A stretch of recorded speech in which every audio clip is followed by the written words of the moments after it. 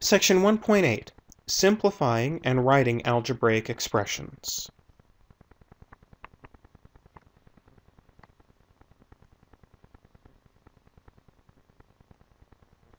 Alright, some terminology. Term is a number, variable, or a product of numbers and variables raised to powers. Terms do not contain addition or subtraction signs, but they can contain negative signs. A coefficient is a numerical factor of a term.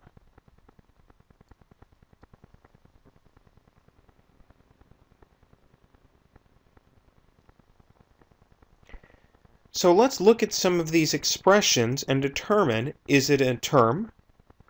And if the expression is a term, identify its coefficient. Alright, so first example. The expression is -12. Is it a term?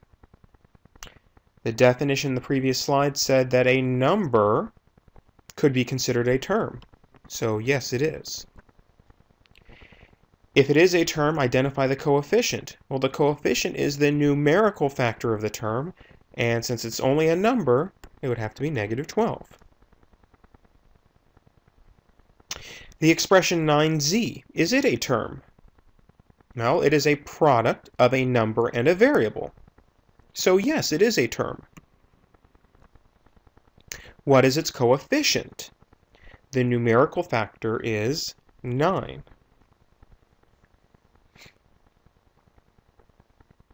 (20 minus 2y).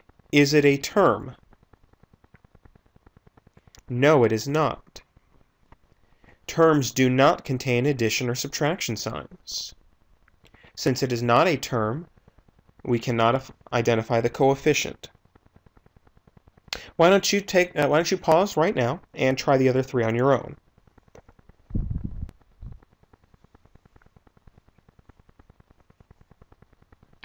Alright, 4x cubed. Yes, it is a term. It's the product of 4 and x to the third. Its coefficient would be 4.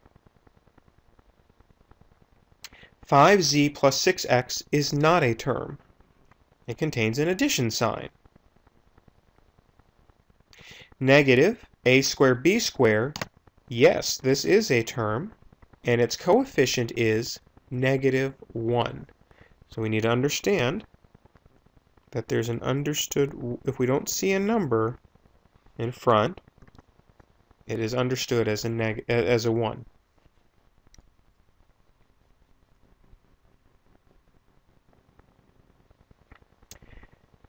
Terms that contain the same variable raised to the same powers are called like terms. So on the left-hand side of this table, I have some terms listed, separated by commas, and we need to decide, are they like terms or unlike terms? 2x and 19 are unlike, as they do not contain the same variable. The first term contains a variable x, the second term does not contain a variable. 19y and -y are like terms. They contain the same variable, y raised to the same power, well, to the first power since there's no power written. Why don't you try these other four? Determine if they are like or unlike. -33b and -3b are like terms. They contain the same variable, b. -6a and -6b are unlike terms. They do not contain the same variable. xyz, 19xyz, and -xyz are like terms. They contain the same variable factors. -8x squared y, 2x squared y, and x squared y are all like terms. They all contain the same variable factors, x squared, y.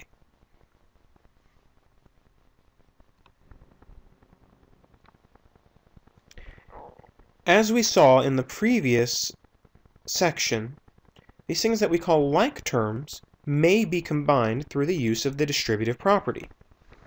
So for example, 2x plus 4x is the same as the quantity 2 plus 4 multiplied by x, which is the same as 6 multiplied by x, which is more simply 6x. Now, in practice, we don't go through this process every single time. Instead, what we do is if we recognize like terms that are being combined through addition or subtraction, we add or subtract their coefficients. So 2 plus 4 is 6.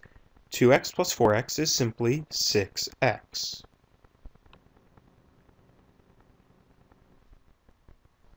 So in practice, combine like terms if possible.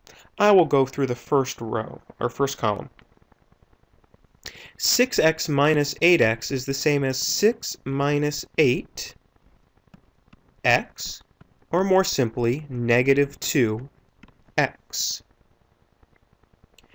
3y plus 3z cannot be combined.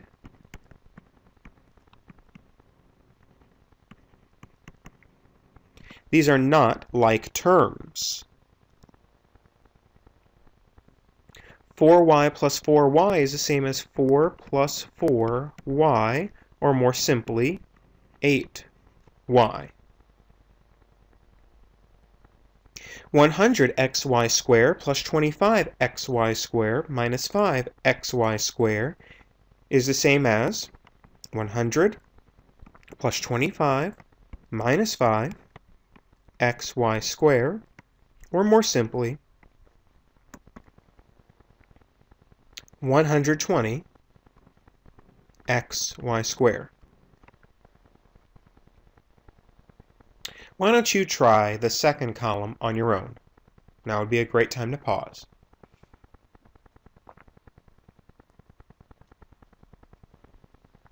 (22z plus z is the same as 22 plus 1 times z, and so that's 23z. 41b minus 17b is the same as 41 minus 17 times b, or more simply, 24b. X plus x squared cannot be combined. They are not like terms. 4x squared plus x squared minus 5x squared is the same as 4 plus 1 minus 5 x squared. 4 plus 1 minus 5 is 5 minus 5, and so that's 0 x squared, but 0 times any number is 0, and so this is more simply 0.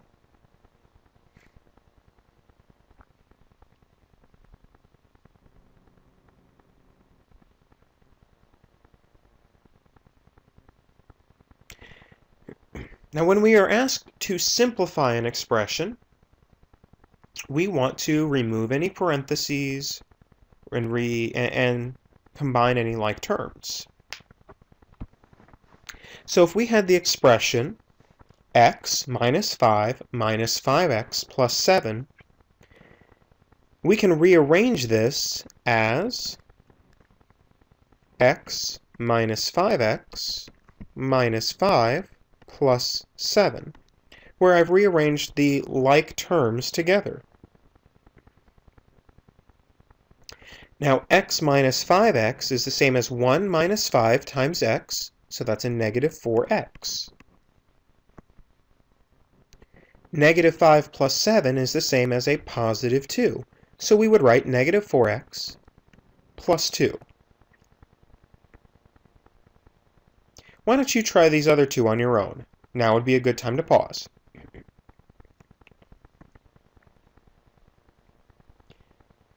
(14z minus 15z minus z), these are just like terms.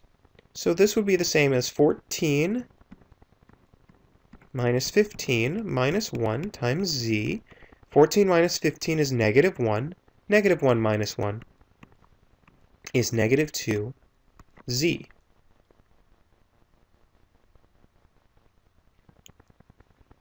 (19a minus 12a plus 5 minus 6). 19a minus 12a are like terms.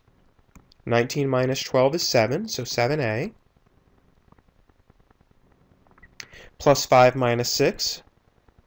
5 and minus 6 is negative 1, so we would write 7a minus 1.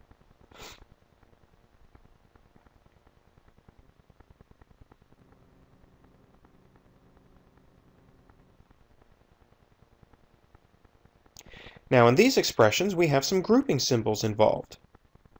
Negative 5, subtract the quantity 5x minus 6.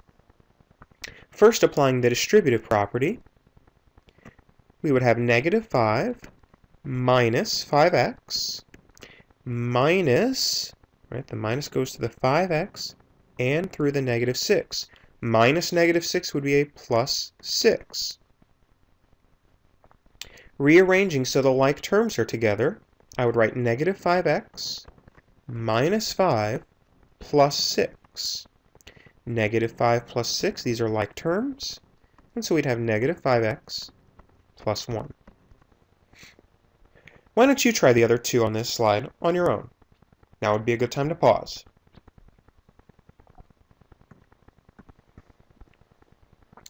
(2x minus 4 times the quantity x plus 2). First applying the distributive property, we would have 2x minus 4x minus 8. 2x minus 4x, these are like terms, and so this would give us negative 2x minus 8. 6 times the quantity 1/2 a minus 1/2 b minus 3b. Applying the distributive property, this one's a little bit tougher. We would have 6 times 1/2 a minus 6 times 1/6 b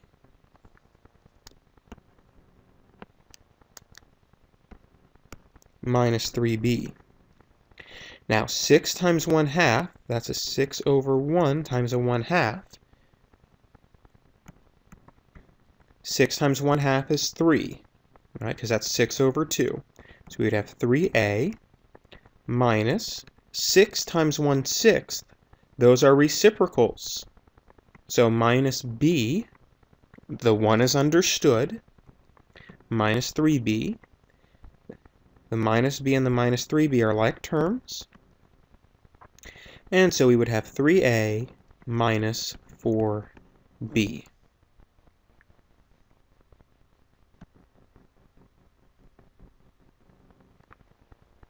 Here are some additional examples. Now would be a good time to pause and try these on your own before I do them.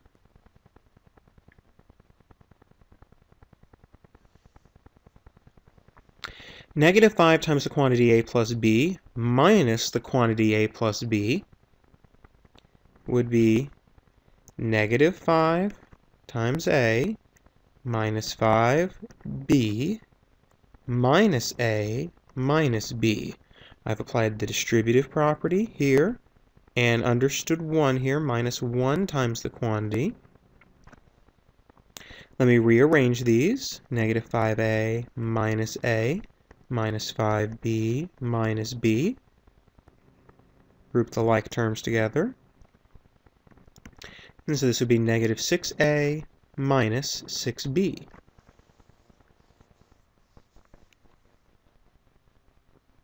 Five sixths y squared minus 4 plus 1/12 y squared plus 3. Let me go ahead and rearrange these as 5 sixths y squared plus 1/12 y squared minus 4 plus 3. Now I can clearly identify these as like terms, 5 sixths y squared plus 1/2 y squared, but now I have to remember, well, how do I add 5 over 6 and 1 over, that should have been a 12 there, 1 over 12. Finding an LCD of 12 and building up that first fraction by a factor of 2. That gives me 10 over 12 plus 1 over 12, which is 11 over 12. So there's that side work. And so now I have 11 over 12 y squared, and then minus 4 plus 3 is minus 1. Rearranging this third expression to get the like terms together, let's see, we have 2z squared minus z squared plus 3z. 2z squared minus z squared minus z plus 3z. Like terms, 2z squared minus z squared is 1z squared, or simply z squared. Minus z plus 3z would be plus 2z.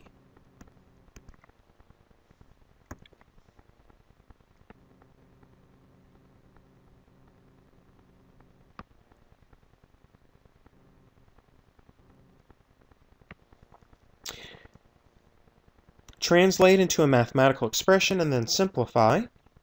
The sum of a number and 3 times the same number. Sum, this tells us we have an addition. A number, we don't know the number, let's call it x. 3 times the same number, 3 times x. And x plus 3x simplifies as 4x. Why don't you try the other one on your own?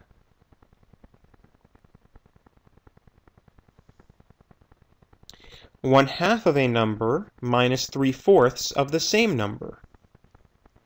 1/2 of a number minus 3/4 of the same number. So we have 1/2 x minus 3/4 x. These are clearly like terms, and the operation we have in mind is 1/2 minus 3/4. Building up the fraction appropriately with an LCD of 4, we'd have 2/4 minus 3/4, and that is negative 1/4. So 1/2 x minus 3/4 x is the same as negative 1/4 x.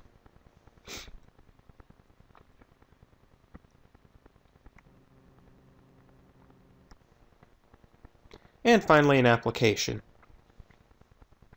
2 motors are winding up rope. The first motor can wind up rope at 2 feet per second. The second motor can wind up rope at 5 feet per second. Write a simplified expression that gives the length of rope wound up by both motors in x seconds. All right, well, the first motor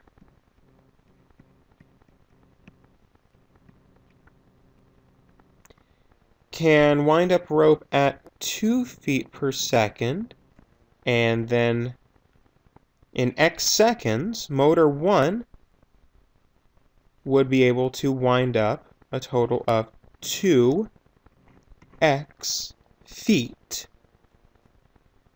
after however many seconds. Similarly, motor 2 would be able to wind up 5x feet. And so then the length of rope wound up by both motors would be 2x plus 5x, or more simply, 7x feet.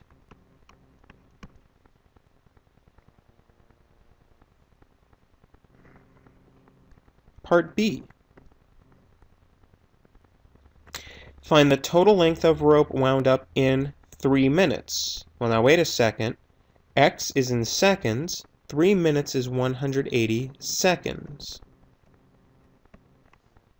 So then for part B, we would have 7 times 180.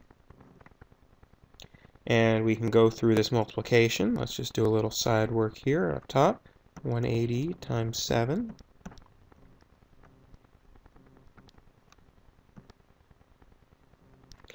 Would be 1,260 feet. Part C. How many minutes would it take to wind up 2,100 feet of rope? Well, 7x feet. So we really need to solve an equation here.